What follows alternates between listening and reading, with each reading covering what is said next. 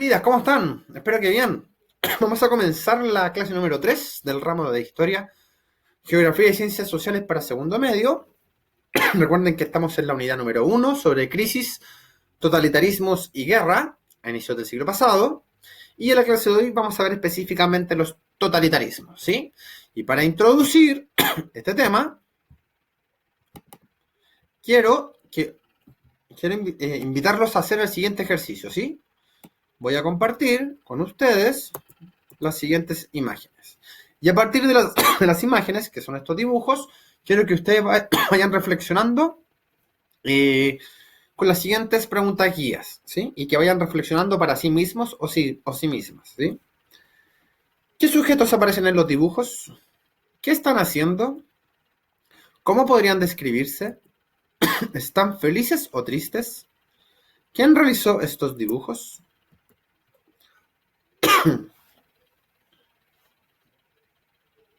Tómense un par de segundos para ir reflexionando.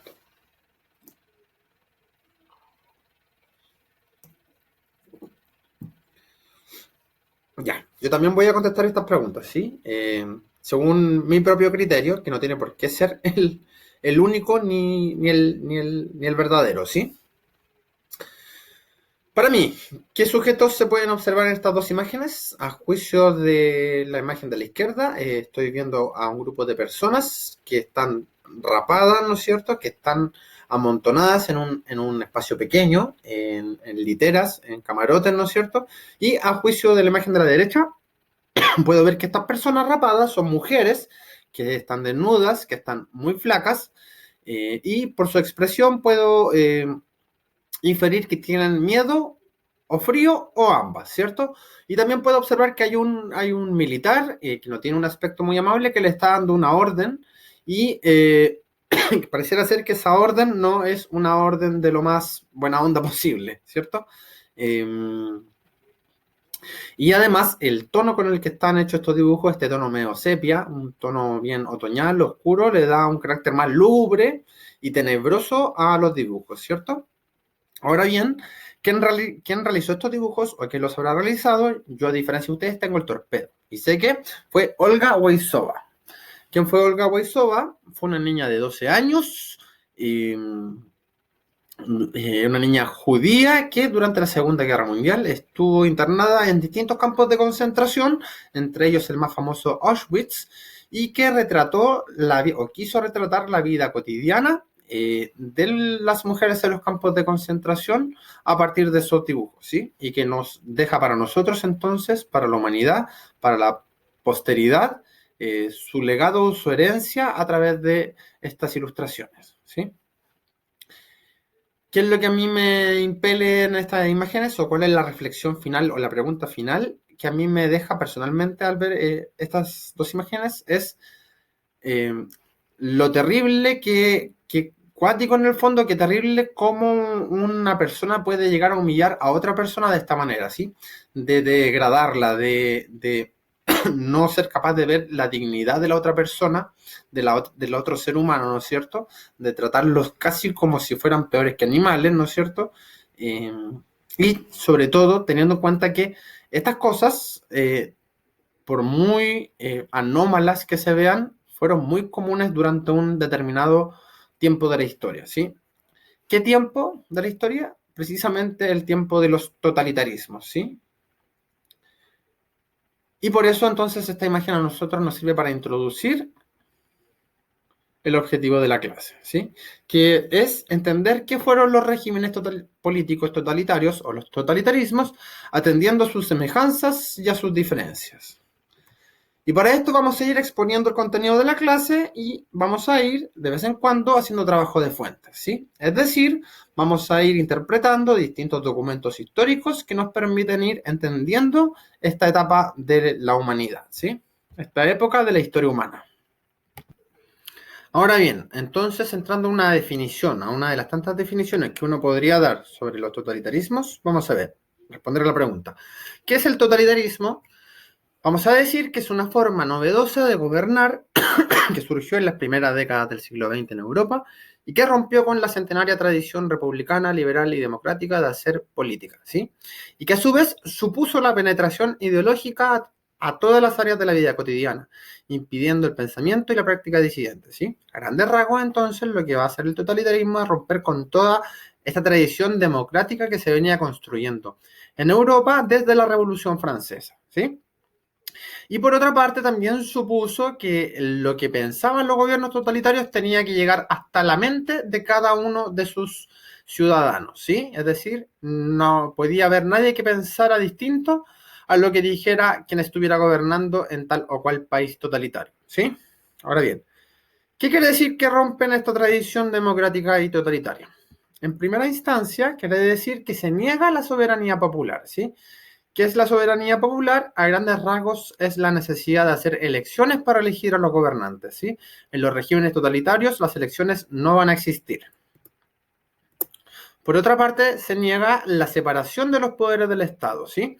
¿Qué es la separación de los poderes del Estado? A grosso modo, a grandes rasgos, es la necesidad de distribuir el poder de gobernanza entre distintos actores, ¿sí? Para que no se concentre en una persona y esto evita entonces de que puedan haber abusos de poder, ¿sí? En el caso de nuestra república y en el caso de las repúblicas modernas como la chilena, la separación de los poderes del Estado se expresa en la necesidad de tener un gobierno, un ejecutivo, un presidente, pero a la vez nosotros tenemos un parlamento que es quien elabora las leyes y además tenemos un poder judicial que es quien ejecuta las leyes, ¿sí? No hay solo un cuerpo o una organización que haga estas tres funciones. Siempre es necesario, para evitar abuso de poder, ir delegando determinadas atribuciones y funciones, ¿sí? Esto entonces no va a pasar en los regímenes totalitarios. Todo va a estar concentrado en quienes gobiernan. Por otra parte, también se niega la igualdad ante la ley y la necesidad de una constitución, ¿sí? Para las repúblicas modernas, tener una constitución es algo esencial. Tener una carta magna que reglamente la vida de la sociedad es importante porque así entonces las decisiones políticas no van a depender de una sola persona, sino que va a haber un reglamento de antemano, ¿sí?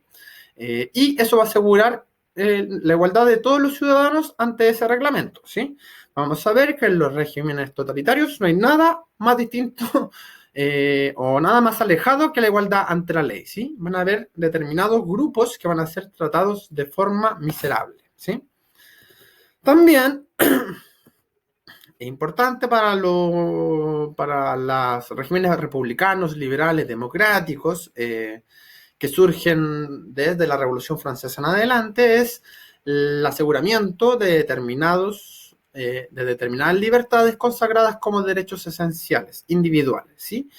Entre ellos, lo más importante es la libertad de pensamiento. En las repúblicas uno puede pensar lo que quiera, ¿sí? Y no solo puede pensar lo que quiera, también puedo reunirse o puedo yo reunirme con gente que piense como yo, ¿sí? Puedo asociarme con esta gente. Y no solo puedo yo reunirme y asociarme con gente que piense como yo, sino que también podemos expresar lo que pensamos, ¿sí? Podemos exteriorizarlo, hacerlo patente, hacer que otra persona sepa lo que nosotros pensamos, ¿sí? Y además no solo tiene que ver con el pensamiento, sino también puede tener que ver con el credo o la religión, ¿sí? Con lo que creo, no solo con lo que pienso, ¿sí? Todas estas cosas van a ser anuladas en los regímenes totalitarios. ¿Cuáles son las características más comunes que se pueden ver en los regímenes totalitarios?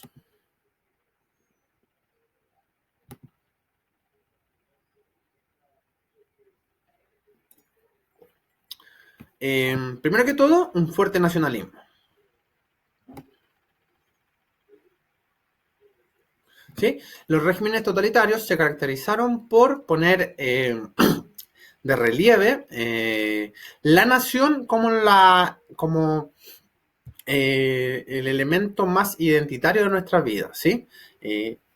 La nacionalidad, esto venía, por supuesto, de una tradición nacionalista, racista y expansionista del siglo XIX, ¿sí? Ustedes recordarán, como vieron en el año pasado, que durante el siglo XIX, durante los años 1800, ¿no es cierto?, se fueron surgiendo distintos movimientos nacionalistas, ¿no es cierto?, al calor de las revoluciones liberales, ¿no es cierto?, y En la medida en que empezó a surgir una identidad, un patriotismo, también empezó a surgir la idea de que las personas que pertenecían a tal o cual nación eran racialmente superiores a las de otras naciones, ¿sí?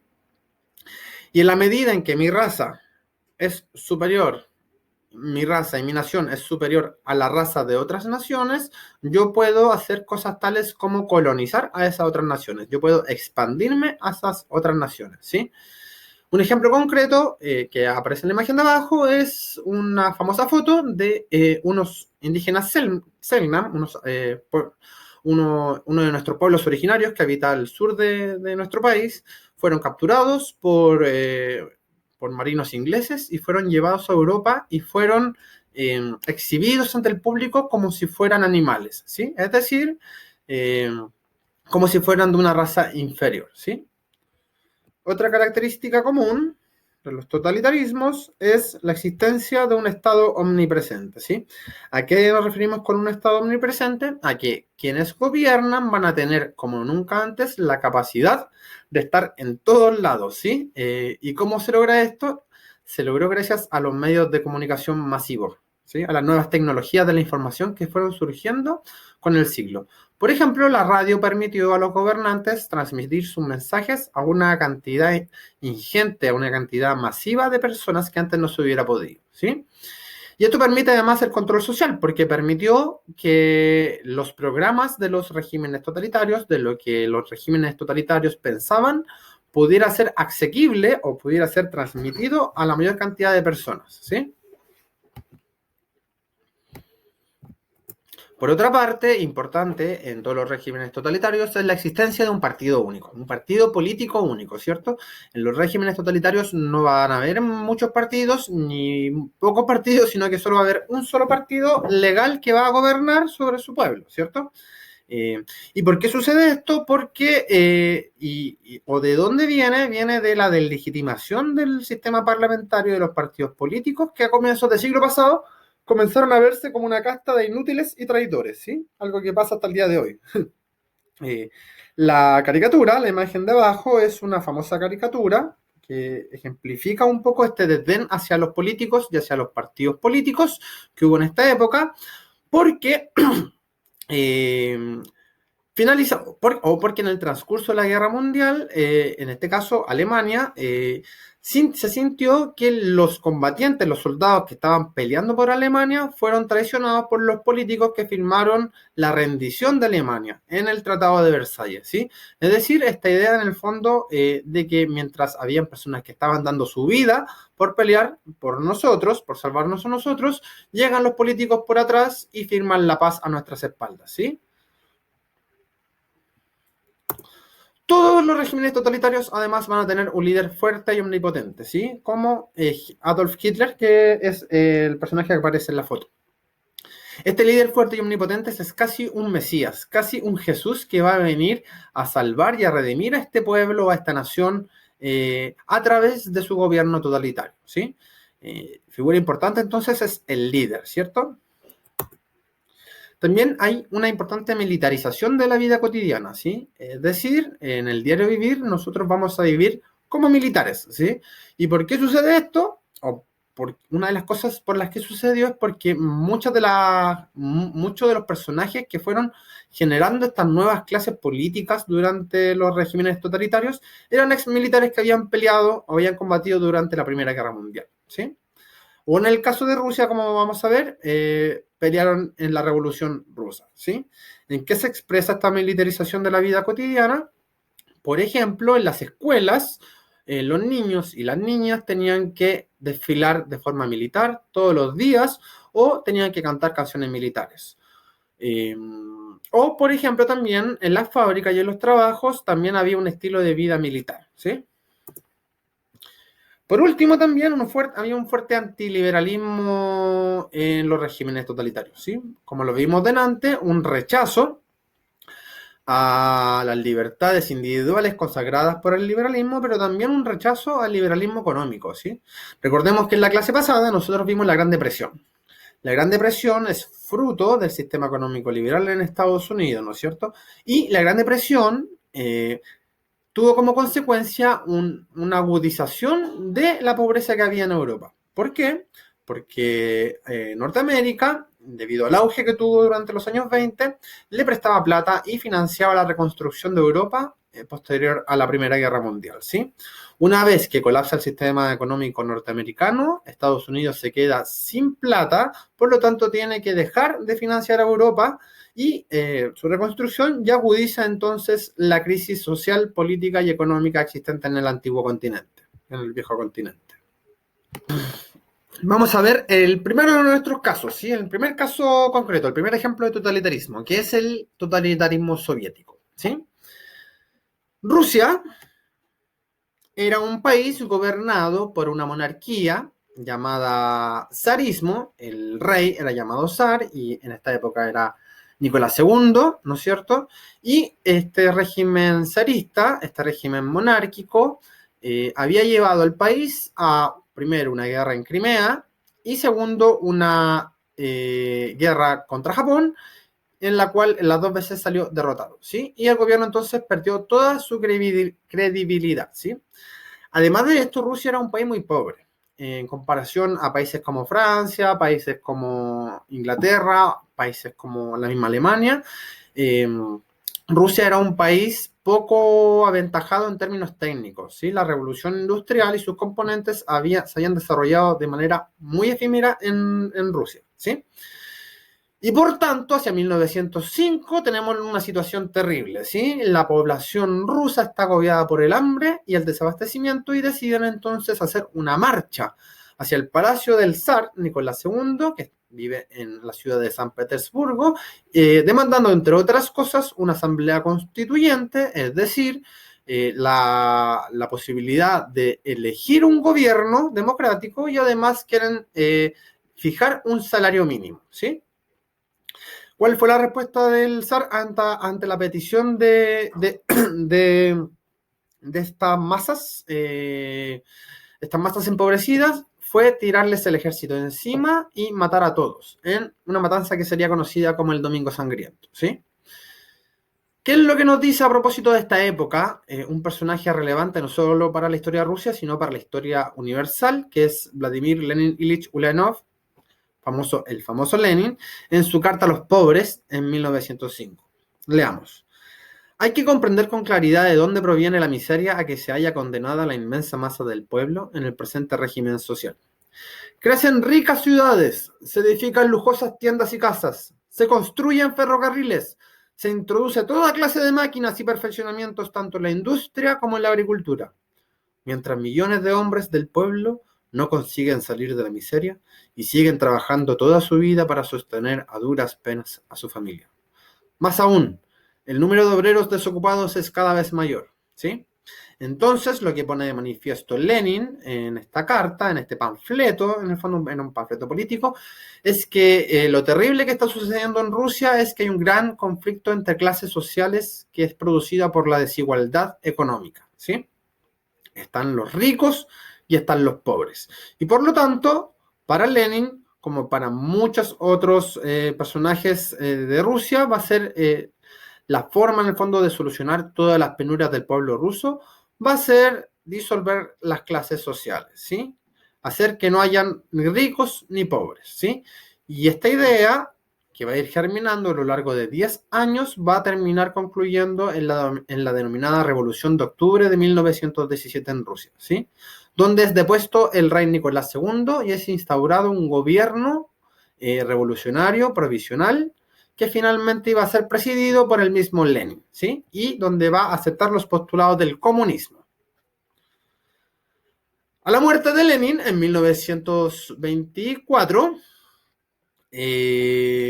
aparece este personaje llamado Joseph Stalin, ¿sí? Que inaugura esta época denominada como terror stalinista, que va desde su asunción al poder en 1927 hasta su muerte en 1953, ¿sí? Stalin, que había llegado al poder luego de hacer mucho macuqueo político, de eliminar a gran cantidad de sus opositores, ¿no es cierto?, va a instaurar un estado totalitario terrible, ¿sí? ¿Y qué va a caracterizar este estado totalitario terrible?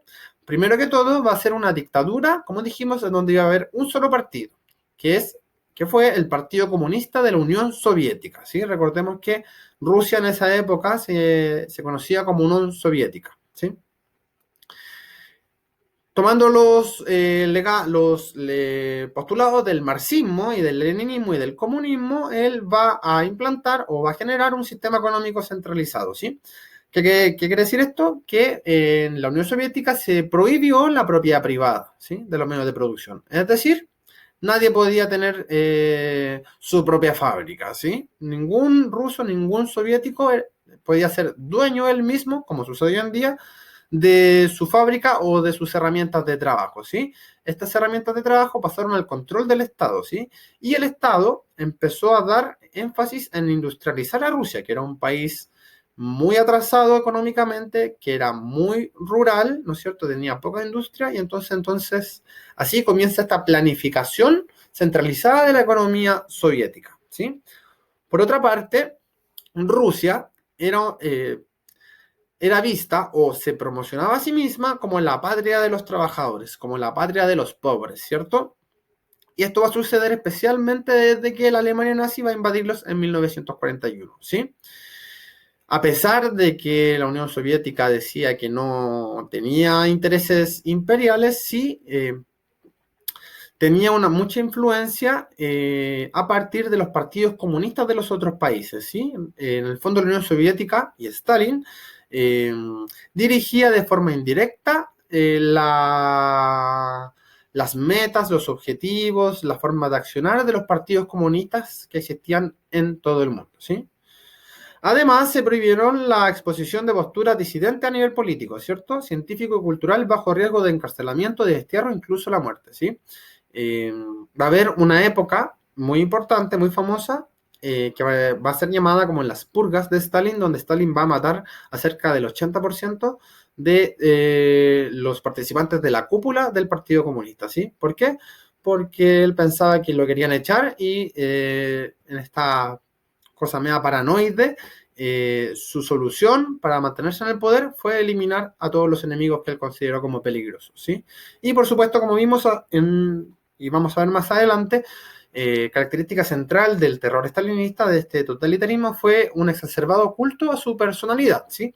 Estatuas de Stalin, canciones sobre Stalin, pinturas sobre Stalin, todo pululó mucho sobre Stalin durante los años del terror estalinista, ¿sí?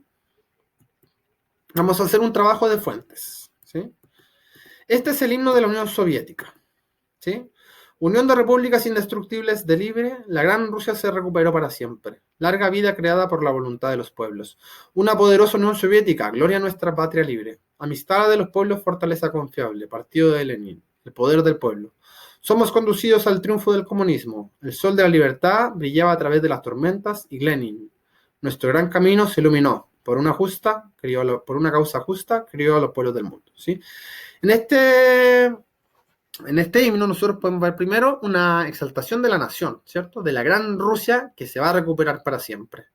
También podemos ver este internacionalismo, que también puede leerse como un intervencionismo, de amistad de los pueblos, fortaleza confiable, ¿sí? Es decir, nuestro propio, el himno de la Unión Soviética también apela a otras naciones. Hay una vindicación del comunismo, por supuesto, y también hay un culto a la personalidad, porque imagínense que en el mismo himno de la Unión Soviética se hace referencia a Lenin, ¿sí? Y si quieren ver más sobre propaganda soviética, para ver cómo era la Unión Soviética, pueden ver a través de este link, pueden ver ese video que es súper cortito, que es una recopilación de diversos anuncios propagandísticos que se hicieron en esa época, ¿sí? Vamos a ver ahora el caso de el totalitarismo italiano, que es llamado como el fascismo, ¿sí? Cierto que va desde 1922, cuando el personaje llamado Benito Mussolini asciende al poder, hasta su muerte en 1945, ¿sí? Hacia 1922, Italia tenía un gobierno monárquico, pero a la vez tenía un parlamento, ¿cierto? En lo que podemos conocer como una monarquía parlamentaria, ¿cierto? Y este gobierno monárquico y parlamentario tenía altos niveles de inestabilidad, ¿cierto? ¿Por qué tenía altos niveles de inestabilidad? Porque tenía una importante crisis económica que no pudo ser gestionada de buena forma ni por el rey ni por los parlamentarios o los políticos, ¿sí? Además, Italia había sido una nación vencedora durante el conflicto de la Primera Guerra Mundial y sin embargo en el tratado de Versalles, es decir, en la abdicación, en el tratado de paz, en la firma de paz, Italia recibió muy poquitos territorios en compensación y en comparación a la cantidad de habitantes que había perdido durante el conflicto bélico, ¿sí? Es decir, había mucho descontento en Italia, mucho descontento y además estaban proliferando las huelgas de las clases trabajadoras, ¿sí? En este marco de inestabilidad política, de descontento, surge la figura de Benito Mussolini, que funda el Partido Nacional Fascista y consigue llegar al poder en 1922 tras la Marcha de Roma, ¿sí? ¿Qué fue la Marcha de Roma? Benito Mussolini reunió todos los... eh, a todos los simpatizantes y a todos los militantes del Partido Nacional Fascista y marchó hacia donde vivía el rey, ¿sí?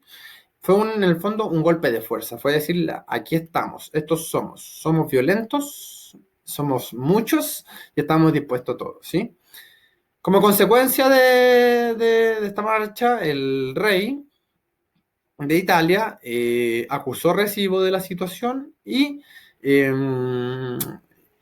eh, elevó a Benito Mussolini al cargo de presidente de la República, ¿sí? De la República Italiana.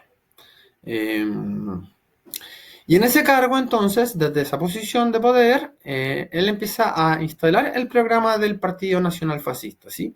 ¿Y cuál fue ese programa? Primero que todo, para Mussolini, los individuos estaban al servicio de un Estado fuerte y controlador, ¿sí? Como dijo él, para el fascismo, el Estado es un absoluto, ante el cual los individuos y los grupos son relativos, es decir, son pequeños, son efímeros, ¿sí? También otra frase famosa de él es todo dentro del Estado, nada fuera del Estado, ¿sí? En este marco, en el cual el partido fascista estaba dominando el escenario nacional, comienzan a ilegalizarse los otros partidos, ¿sí? Se declaran ilegales todos los partidos que no sean el Partido Nacional Fascista, ¿sí? Y empieza también a hacer un programa económico denominado como corporativismo, ¿cierto? Que propugnaba que la sociedad funcionaba como un cuerpo en el cual cada sector social tiene una función específica y jerarquizada, ¿sí? Es decir, la sociedad funciona como el ejército, ¿sí? Hay quienes mandan y hay quienes son mandados, ¿sí? Pero se presupone que la jerarquía es por el bien de la nación, ¿sí? A diferencia, por ejemplo, de Rusia, como vimos, en que quienes mandan y quienes son mandados eran vistos como una agudización de los conflictos de clase, como una contraposición de los intereses, para Mussolini, para el fascismo, el hecho de que hubiera gente que estuviera arriba y que estuviera abajo, finalmente ayudaba al bien de la nación, ¿sí? En esta medida rechazaba el marxismo y esta idea de la lucha de clases, que las clases sociales están disputándose el poder entre sí, y también, por supuesto, rechazaba el liberalismo y la democracia, ¿cierto? Promocionaba, por otra parte, el nacionalismo, el imperialismo y el militarismo, ¿sí? Muy importante para el fascismo es la rememoranza de esta época muy anterior en la cual Italia fue el Imperio Romano, ¿cierto? Ustedes ya lo vieron que uno de los grandes imperios de la antigüedad de la humanidad fue Roma. Y siempre hubo, en este contexto en el cual Italia estaba muy desventajada, muy desabastecida, esta añoranza del pasado perdido, ¿cierto? Y, por supuesto, un exacerbado e incuestionable culto al líder o al duce, como se llamaba, que es Mussolini. Ahora un mini quiz. Quiero que leamos este extracto, este texto del mismo Mussolini. El fascismo niega que el número, por el hecho de ser número, pueda dirigir las sociedades humanas. Niega que este número pueda gobernar gracias a una consulta periódica.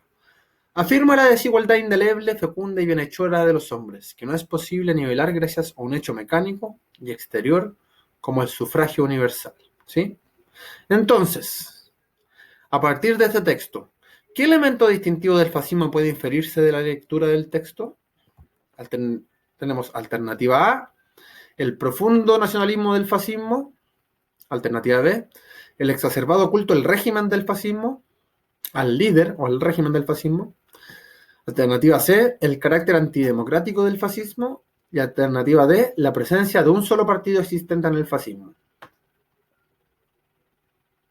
10 segundos. 3, 4.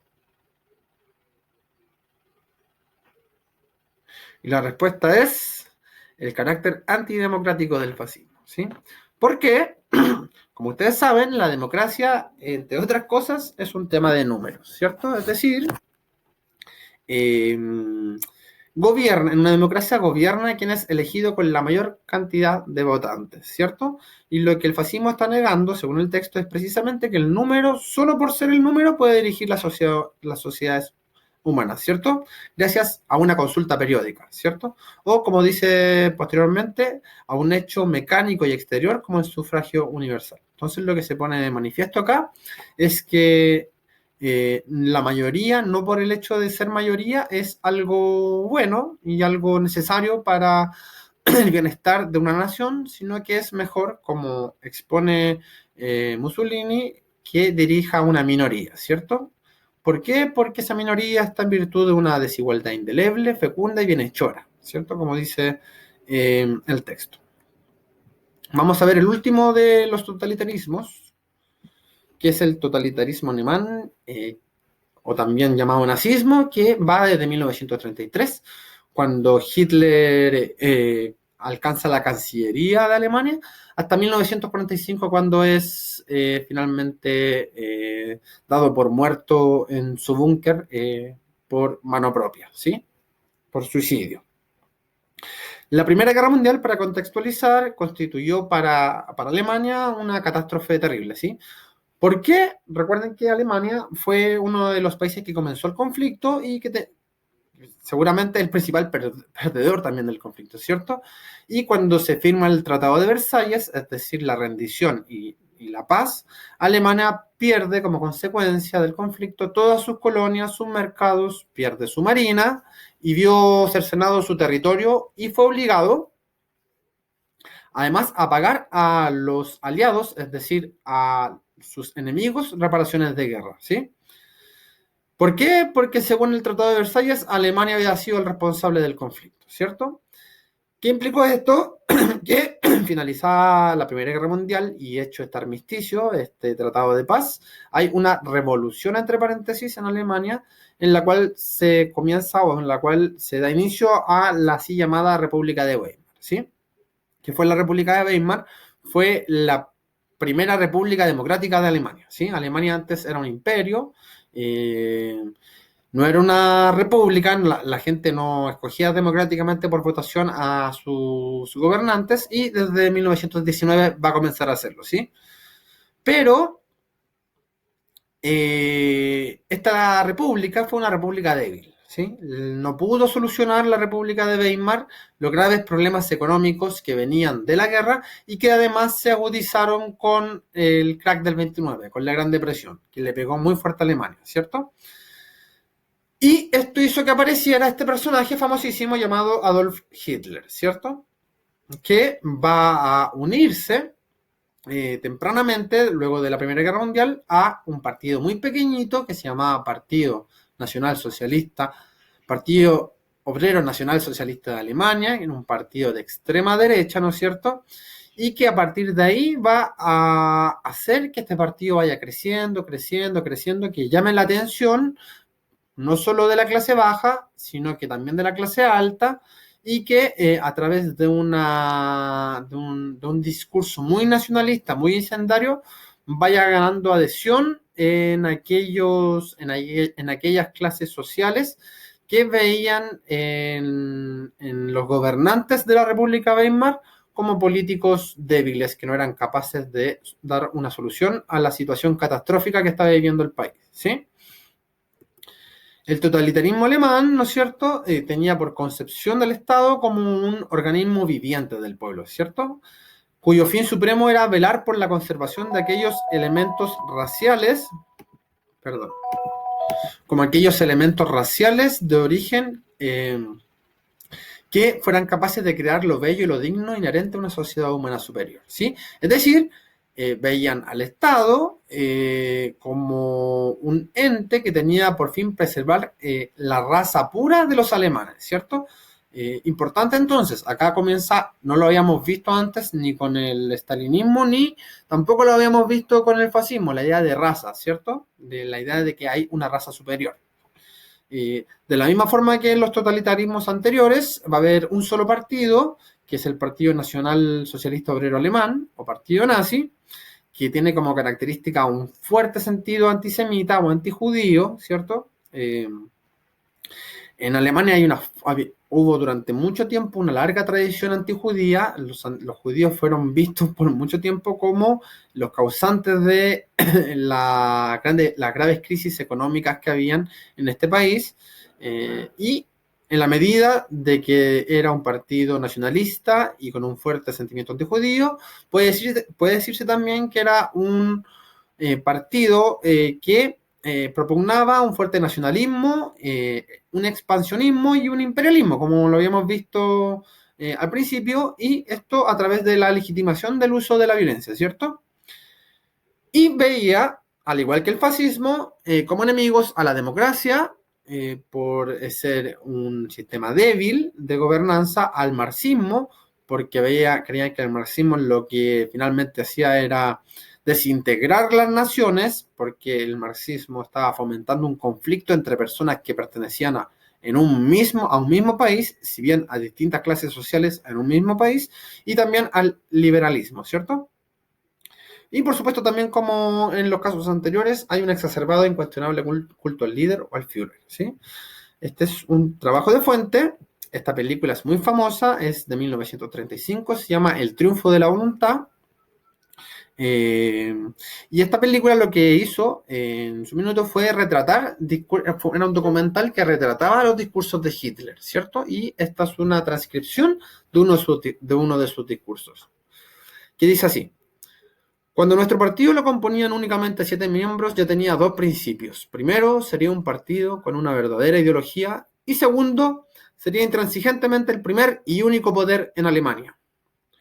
Tuvimos que permanecer en la minoría, ya que movilizamos los elementos más valiosos de lucha y sacrificio de la nación, que siempre no han estado en la mayoría, sino en la minoría.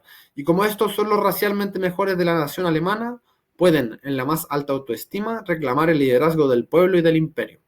El pueblo alemán supeditándose a sí mismo a este liderazgo en creciente número, etcétera, etcétera, etcétera, ¿sí? A partir de este texto, por ejemplo, nosotros podemos ir viendo determinados indicadores de cómo funcionaba el totalitarismo alemán, ¿cierto? Primero, en este discurso de Hitler ya se habla de que intransigentemente el partido nazi va a ser el primer y único poder en Alemania, ¿cierto? Es decir, solo iba a haber un partido gobernante.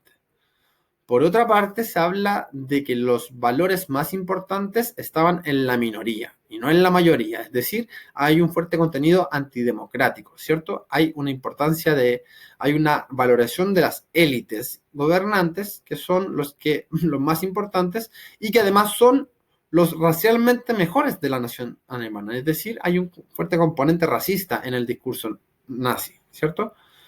Y además habla de reclamar el imperio, el liderazgo no solo del pueblo, sino del imperio, ¿ya? O sea, Hitler ya está hablando de hacer un imperio alemán, ¿cierto? Y eso implica entonces que Alemania va a tener la facultad o la potestad de someter a otros pueblos que se consideren como inferiores, ¿cierto?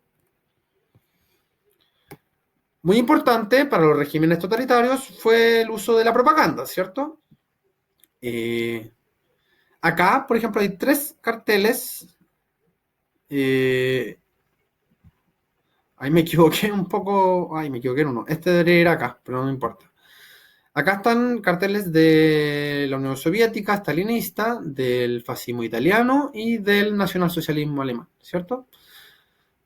A pesar de que tenían sus diferencias y sus semejanzas, sobre todo el caso de la Rusia soviética con los otros dos, los regímenes fascistas y nazis, podemos ver en esta primera línea que una cosa importante fue la exaltación del líder, ¿cierto? Acá en un primer plano Stalin, en un primer plano Mussolini, en un primer plano Hitler, ¿cierto?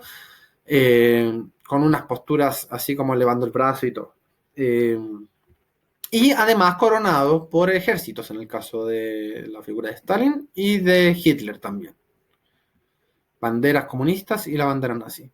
En la segunda fila, también podemos ver la importancia que se le dio a la educación y a la niñez y a la juventud en los regímenes totalitarios, ¿cierto?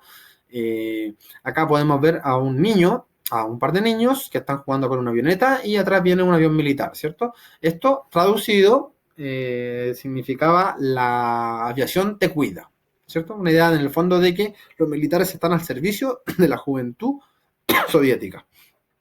En el caso de Alemania, este es un cuaderno francés, como el que probablemente tuvieron sus abuelos o sus padres en el colegio, en el cual se promociona la idea de que el niño debe ser un niño que tenga una educación militar, ¿cierto?